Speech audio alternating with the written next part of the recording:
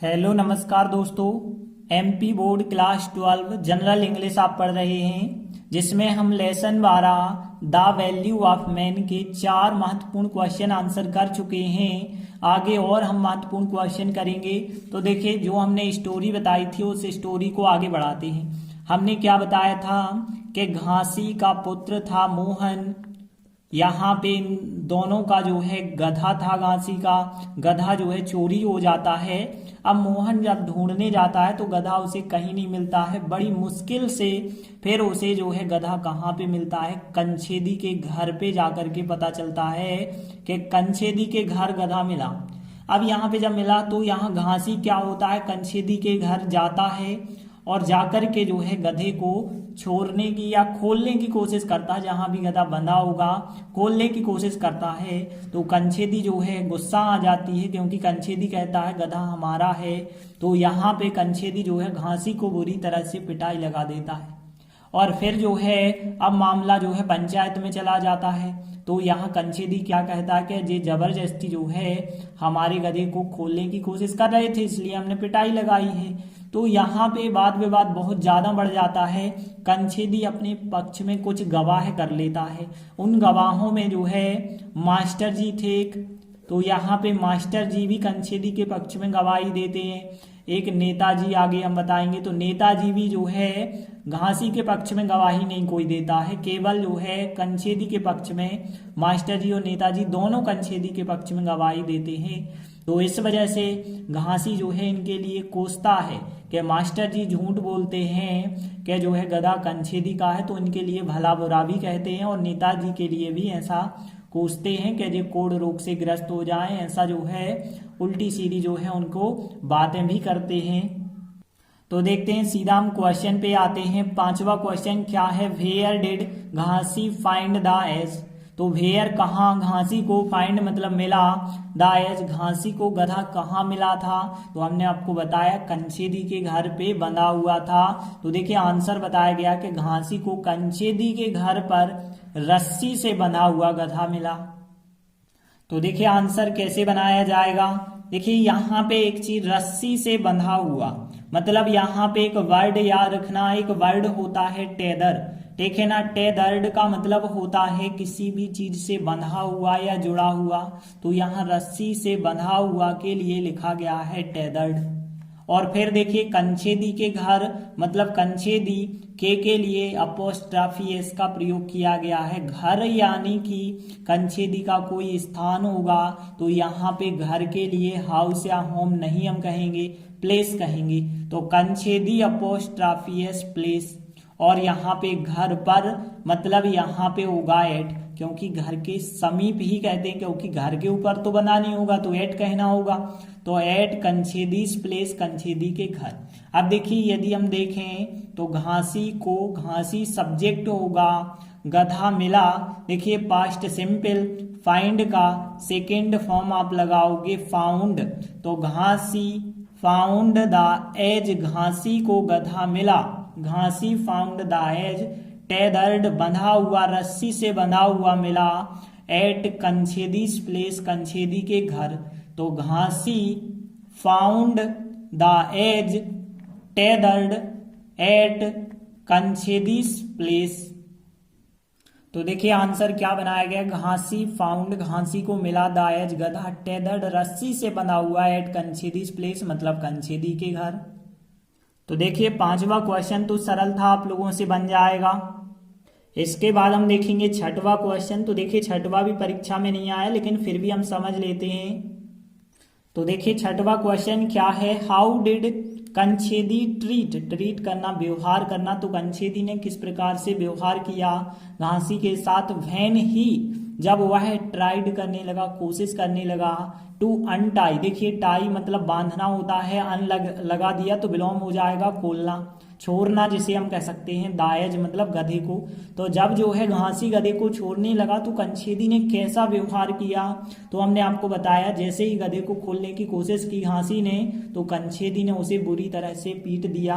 तो देखिए आंसर भी बिल्कुल यही बताया गया है कि जब घासी ने गधे को खोलने की कोशिश की तो कंछेदी ने उसे बुरी तरह से पिटाई लगा दी। तो देखिए अब हम इन दोनों लाइनों को ट्रांसलेट करेंगे। देखिए पहली लाइन तो बिल्कुल क्वेश्चन की ही है कि यहाँ से आप यहाँ तक लिख दें एज तक, तो when he tried to untie the edge, मतलब जब उसने मतलब घासी ने, चाहे तो आप घासी ही के स्थान पे लिख सकते हैं तो भी सही है, वरना आप सीधा लिख दें when he tried to untie the edge. पहली लाइन का ट्रांसलेट हो गया। कंछेदी ने, कंछेदी हो गया सब्जेक्ट, उसे मतलब यहाँ घासी को, तो उसे के लिए आपको हिम कहना होगा। बुरी तरह से पिटाई लगा दी, तो यहाँ पे ध्यान देना, यहाँ पे दी मतलब यहाँ पे देना के रूप में लिखा गया है गिव का सेकेंड फॉर्म गैब लिखा गया है दी के लिए, तो गैब। और फिर यहाँ पे हिम मतलब होता है उसे, तो यहाँ पे बुरी तरह से पिटाई के लिए जो वर्ड है ध्यान रखना, र्यूड थ्रेसिंग मतलब बुरी तरह से पिटाई, तो र्यूड थ्रेसिंग का मतलब होगा बुरी तरह से पिटाई, और उसे के लिए हो गया हिम। तो यहाँ पे कंछेदी ने, कंछेदी सब्जेक्ट, गिव का सेकेंड फॉर्म गैब यहाँ पे लिखा गया है दी के लिए, बाकी सब बचा आपका ऑब्जेक्ट, तो क्या लिखेंगे हिम र्यूड थ्रेसिंग। तो देखिए आंसर क्या आपका होगा, when he tried to untie the edge. पहली लाइन क्वेश्चन की ट्रांसलेट हो गई, फिर कंछेदी गैब मतलब दी, और फिर हिम मतलब उसे, र्यूड थ्रेसिंग बुरी तरह से पिटाई। तो देखिए इस प्रकार से आंसर होगा when he tried to untie the ass, question की line, Kanchhedi gave him rude thrashing, Kanchhedi ने उसे बुरी तरह से पिटाई लगा दी। तो केवल एक ही लाइन आपको याद रखनी है, आराम से आपसे बनते जाएगी ये लाइन। तो देखिए यहाँ पे ये दोनों क्वेश्चन भले ही महत्वपूर्ण नहीं है, लेकिन आप इन्हें करके चलें। देखिए अगला क्वेश्चन जो है 2018 में आया हुआ क्वेश्चन है, इसलिए इसे हम इम्पोर्टेंट कहेंगे। तो देखिए यहाँ क्वेश्चन 7 क्या है, व्हाट डिड कंछेदी से ही बीट अप घासी। तो यहाँ कंछेदी ने क्या कहा, उसे पीटने पर, घासी को जब उसने पीटा है तो उसके पीटने पर जो है कंछेदी ने क्या जवाब दिया था पंचायत को। तो देखिए हमने आपको बताया था कंछेदी ने कहा था कि वो जबरदस्ती हमारे गधे को खोलने की कोशिश कर रहा था, इसलिए उसने पिटाई लगाई है। तो देखिए आंसर बताया गया, कंछेदी ने कहा कि जब घासी ने जबरदस्ती उसके गधे को खोलने की कोशिश की तो कंछेदी ने उसे बुरी तरह से पिटाई लगा दी। देखिए यह वाक्य तो हमने अभी अभी देखा था, कंछेदी गैव हिम उसे र्यूड थ्रेसिंग, यह वर्ड तो हमने यह पूरा का पूरा वाक्य जो है बिल्कुल देखा, तो ये वर्ड तो आपको पता ही हो गए, कंछेदी गैव हिम र्यूड थ्रेसिंग। और यहाँ पे यदि हम देखें तो कंछेदी सेड दैट, कंछेदी ने कहा कि।